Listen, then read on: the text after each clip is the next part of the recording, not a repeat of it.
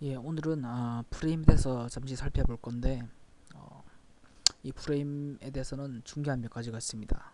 첫 번째는 어, 프레임에서 바디가 없다는 것, 이 프레임 셋을 적는 소스에는 바디 태그가 들어가지 않습니다. 만약 이 바디 태그를 적을 경우에는 프레임이 실행되지 않습니다. 지금 현재는 이렇게 프레임이 실행이 되었는데 바디를 한번 넣도록 하겠습니다.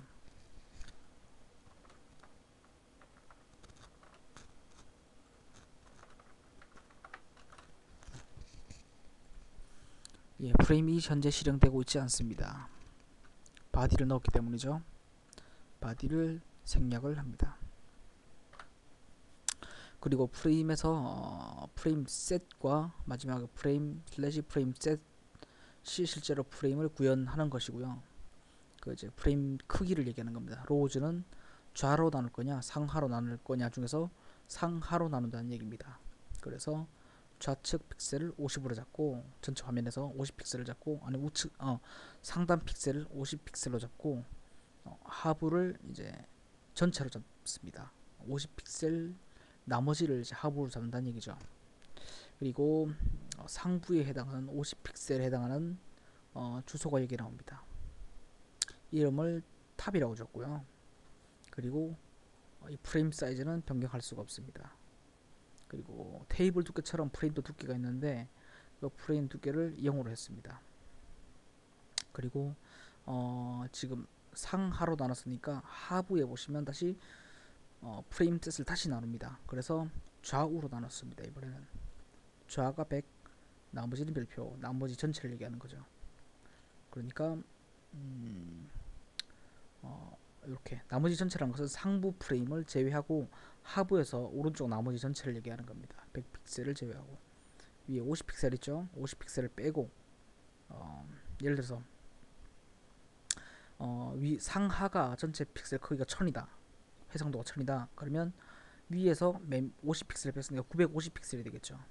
예, 950픽셀이 하부가 되는 거고 그 중에 좌가 100픽셀이니까 오른쪽 크기가 또 1000이다. 그러면 100에서 오른쪽이면 900픽셀이 해당하는 거고 저기가 그렇게 보시면 되겠습니다.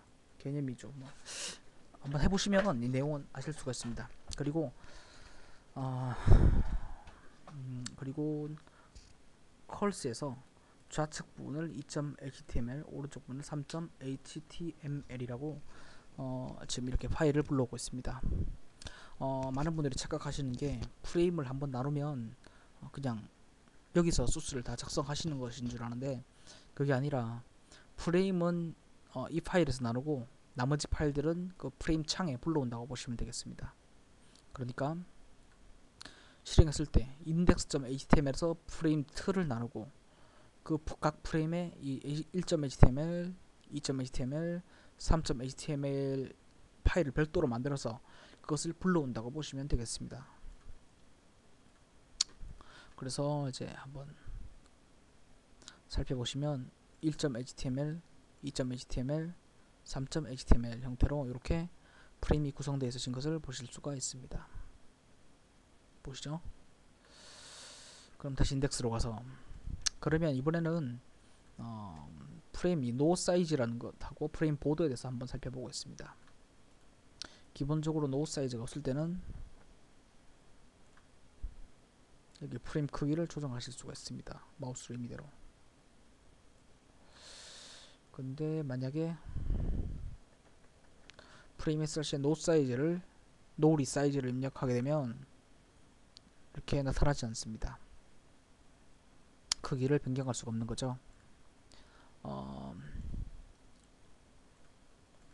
상부 프레임을 변경하실 수가 없으니까 하부도 변경이 안 되는 겁니다. 노 리사이즈 한 번쯤 요것도 내용을 적어 가시면서 확인해 보시면 되겠고 프레임 보드는 0이란 부분은 제가 아까 말씀드렸다시피 테이블에도 프레임이 있습니다. 프레임 두께가 있는데 그 두께를 얘기하는 겁니다. 두께를 보시면 이렇게 두께가 나 여기는 두께가 거의 안 보이는 것을 보실 수가 있죠. 프레임 보드는 0이 적용되어 있는 부분입니다. 이게 상부 프레임에 해당하는 거고요. 상부 프레임의 프레임 보드는 0입니다. 그리고 하부에 좌우로 나누어져 있는 부분에 맞닿아 있는 부분이 뭡니까? 예, 2.html입니다. 실행해 보시면 상부와 맞닿아 있는 프레임이 2와 3이 있는데 그 중에 2.html 부분을 프레임보드를 0으로 했습니다. 그래서 프레임보드는 0, 두 군데를 0으로 하니까 여기가 0이 되는 거죠. 만약 여기를 프레임보드를 0으로 하시고 싶으시면 어떻게 하시면 되겠습니까?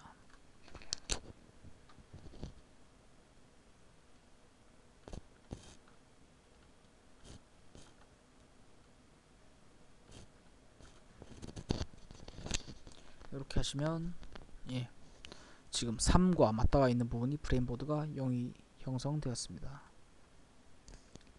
그렇게 하셔서 프레임보드를 한 번쯤 직접 사용을 해보시면 되고요. 보통 전체 프레임보드 0으로 합니다. 프레임 두께를 두면 별로 디자인 하시는 분한테 별로 좋지 않기 때문에 그렇다는 것만 알아두시고요. 프레임보드를 뭐 이렇게 했을 때 뭐 얘가 두께가 어떻게 되고 뭐 이런 것도 자세히 아시면 좋겠지만 잘 쓰지 않습니다. 그냥 프레임보드는 0이다. 그렇게 두고 사용하시면 되겠습니다. 그렇게 해서 프레임 놀이 사이즈와 프레임 보드에 대해서 살펴봤고, 이번에는 이 프레임을 나누는 목적은 홈페이지에서 보통 이렇게 메뉴를 구성할 때 많이 씁니다. 실행했을 때 지금 상단과 하단 부분을 항상 고정시켜 놓고 우측에 있는 부분만 변경시킬 경우에 이런 프레임 형태를 많이 사용하게 되는데, 그때 왼쪽 부분을 메뉴로 둔다든가 상부 부분을 메뉴로 둔다든가 해서 여기 본문에 있는 내용이 바뀌는 형태를 많이 보실 수가 있습니다. 그때 사용하시는 게 이제 뭐 프레임에 이름을 주고 타겟을 써서 이렇게 해서 바뀌는 것을 보실 수가 있습니다. 클릭을 했을 때는 이렇게 네이버가 이동하시는 걸 볼 수가 있겠죠. 이렇게 3번 HTML 대신에 다른 페이지라든가 다른 사이트로 이동하시는 것을 구성을 해 보겠습니다. 그러면 왼쪽에 저번에 메뉴를 구성을 했으니까 2.html 이름은 left, 내용 들어갈 부분은 right라고 하겠습니다. 그럴 때 그럼 2.html이 아까 메뉴 부분이었으니까 2.html에 이렇게 링크할 내용을 삽입을 하고요. 중요한 것은 이 링크의 타겟은 right라는 내용을 입력을 합니다. 왜냐하면 index.html에서 프레임 네임을 right라고 입력한 부분이 있습니다. 타겟을 이 부분과 동일하게 맞춰줘야 되겠죠. 그래서 타겟을 right로 해놨습니다. 그래서 이동은 네이버로 이동하는 것으로 해놨습니다. 네이버 링크를 클릭했을 때 다시 한번 실행해 보도록 하겠습니다. 잘못 실행했네요. 예. 네이버 링크 이렇게 해서 네이버로 링크 되는 것을 확인하실 수가 있고, 굳이 뭐 어떤 특정 사이트뿐만 아니라 저번에 제가 말씀드렸던 상대 경로나 절대 경로를 이용해서 특정 페이지를 만들어 두시고 그쪽으로 이동 시키실 수도 있겠습니다. 오늘은 여기까지 하는 걸로 하겠습니다. 감사합니다.